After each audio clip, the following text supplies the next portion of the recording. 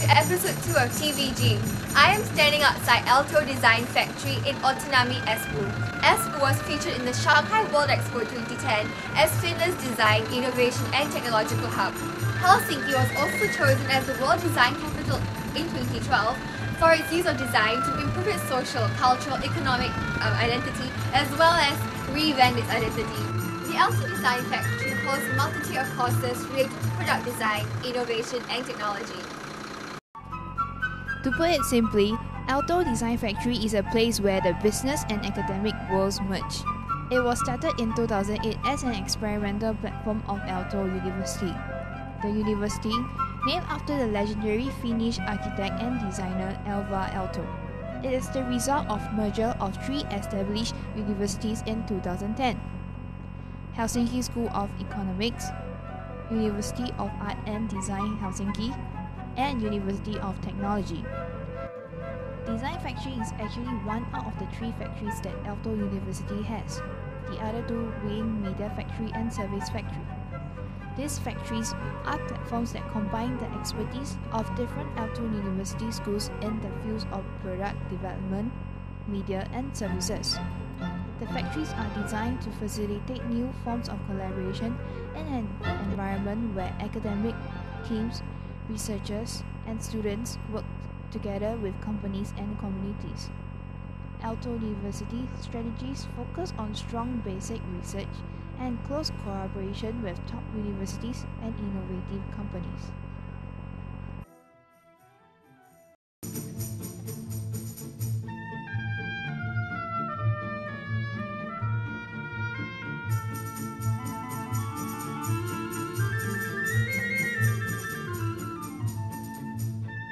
Yes, Alvar Aalto was also an esteemed glass designer, and what we have here is actually the Aalto vase, one of the most iconic glassware pieces in Finnish design.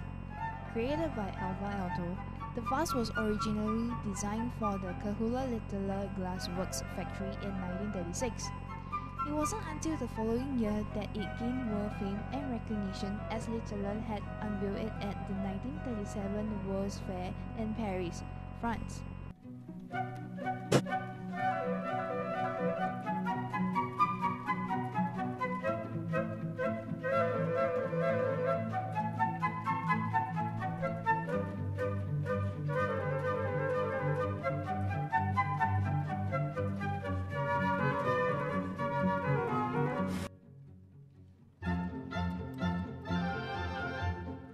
Hi, here we are today at the Aalto Design Factory, and we have with us Mr. Yusik Hanola. So, Mr. Yusik, what is the Aalto Design Factory and what are its main working principles? Aalto Design Factory is a platform. We call this a passion-based co-creation platform. It means that we provide this different kind of working environment for any courses of the university or any research project of the university or cooperating companies of the university. So our three main working principles are fun, commitment and learning, meaning that whoever is doing their thing in the building, we try to enable them to have fun, enjoy what they're doing, even love what they're doing, and then to commit to their thing. So it's also like committing place, or people are already committed. And of course what we are trying to get is better learning outcomes. But that comes through commitment and fun. That's brief version. Okay. So what are the courses that you have here? Currently we have about 10 courses, which come from, the biggest course is a product development project, that's the name. There's 15 industrial product development projects done for different companies. It's a multidisciplinary course. There's students from 5 different universities around the world. That's the biggest. One of the courses is done in cooperation with the Stanford University in Palo Alto. That's also a product development kind course. Then we have like microbiology, health technology courses, or fashion design courses, or wood technology courses, or various kind of courses. So we are open to any kind of course from the Aalto University, which is nowadays basically a combination of 3 universities. So there's wide variety of possible courses, and we try to attract all kind of different courses here to see how it's like working in this kind of passion-based environment. So what are the 3 different universities? The Aalto University started in the beginning of this year. It's a new university which is formed by uniting 3 universities, which are the Helsinki School of Arts and Design, and Helsinki School of Economics, and Helsinki University of Technology are now united, and we're building a totally new university called Aalto University. So the new university basically combines design, technology, and fashion, arts, and economics. Okay, so, but even though you said that there are 3 main universities, but you're still accepting all other kinds of courses? Yes, from any of those 3 universities, which are now one university. So any kind of course can come. Okay. Of course, we support, like our ways of working support like a product development kind of courses.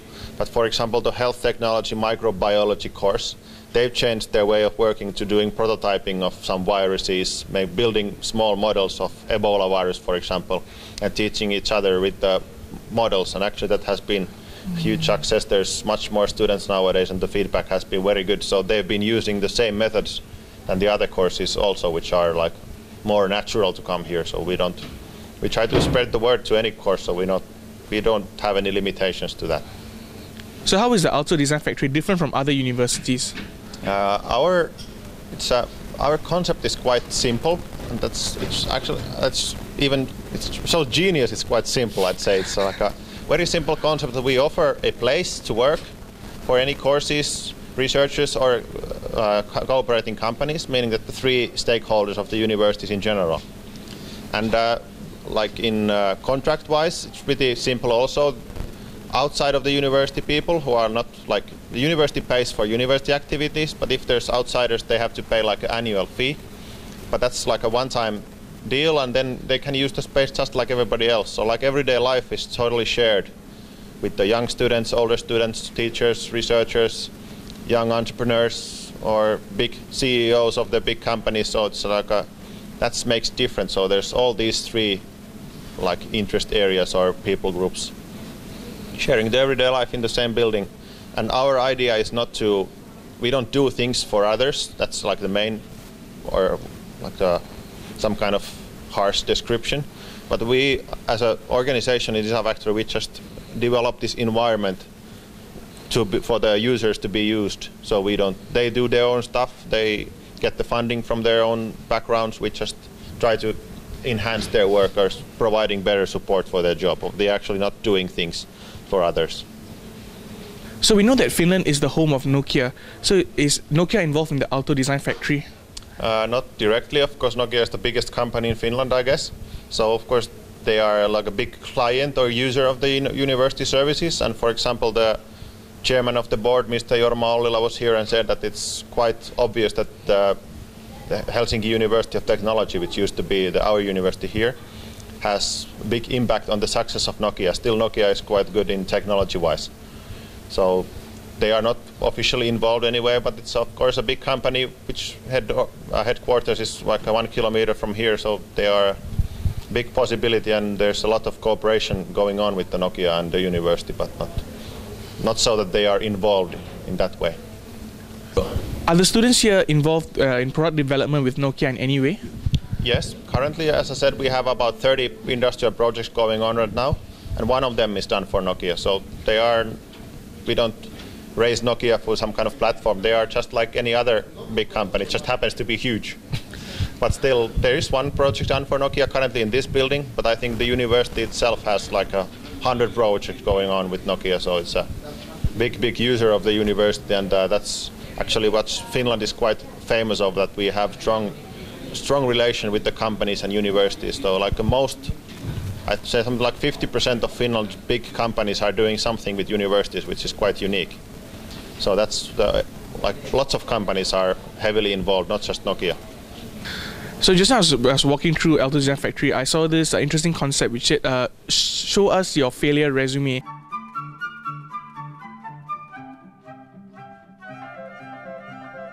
Can you elaborate more on that?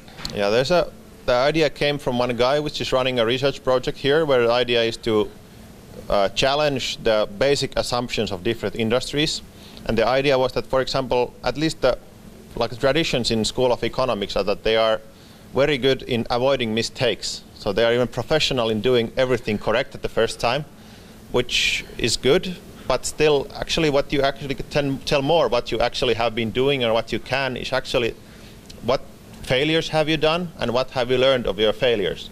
So one course took that as one of their ideas in the beginning. So they actually have to return a resume, what they have tried, what they have learned. So what was the failures and what did they learn from the failures? And actually the guy who invented the thing said that, for example, in job interviews, it would be actually much better to get people's failure resume. Okay, you've tried this, but didn't work. Okay, you know much more about that.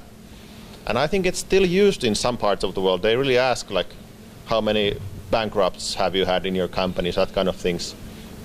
But in Finland, it's like the culture is more like avoiding failures, or at least hiding your failures if possible. But I think that's the idea, is to, it's not a bad to make mistakes. If you learn from them, that's even better way of learning.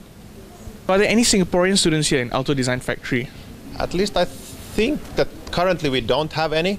We have one staff member who is originally from Singapore, but of course we're open to Singapore students or any other Aalto University students, of course. So welcome to study in Aalto, no problem. Today has been a long day for all the participants, but I'm sure it's well worth it. Yes, for me, I'll never forget Aalto Design Factory. I'm very impressed by how students, teachers, research and industry can come together for a potent mix of knowledge and application. We have learned that Finland is at the forefront of design and innovation. These creative ideas are not only used in designer goods, but also used in sustainable living, which is also for the development of clean technology. We hope that this episode has given you more insight into the culture of design and innovation in Finland. As for Aalto, the pioneer architect and designer of Finland, his glassware and architect will still remain much appreciated by the fans of Nordic modernist style. We have now come to the end of this TVG episode. We hope that you guys will join us for the next one. Bye bye!